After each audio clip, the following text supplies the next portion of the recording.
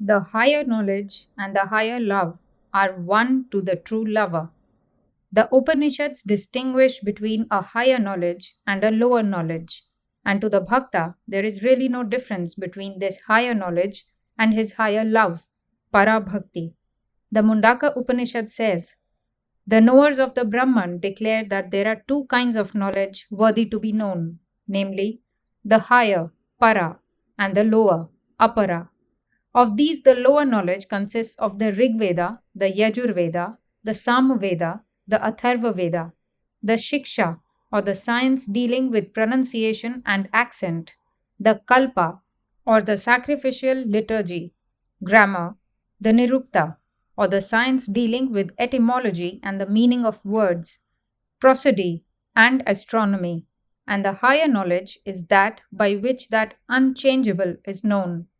The higher knowledge is thus clearly shown to be the knowledge of the Brahman, and the Devi Bhagavata gives us the following definition of the higher love, Para-Bhakti.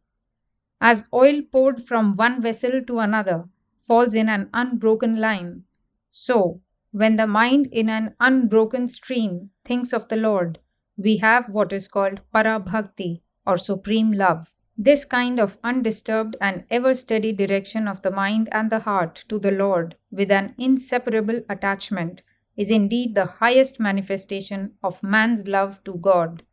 All other forms of bhakti are only preparatory to the attainment of this highest form thereof, which is the Para-Bhakti, which is also known as the love that comes after attachment, Raga Nuga. When this supreme love once comes into the heart of man, his mind will continuously think of God and remember nothing else. He will give no room in himself to thoughts other than those of God, and his soul will be unconquerably pure and will alone break all the bonds of mind and matter and become serenely free. He alone can worship the Lord in his own heart. To him, forms, symbols, books, and doctrines are all unnecessary and are incapable of proving serviceable in any way. It is not easy to love the Lord thus. Ordinarily, human love is seen to flourish only in places where it is returned. Where love is not returned for love, cold indifference is the natural result. There are, however, rare instances in which we may notice love exhibiting itself even where there is no return of love. We may compare this kind of love, for purposes of illustration, to the love of the moth for the fire. The insect loves the fire, falls into it, and dies.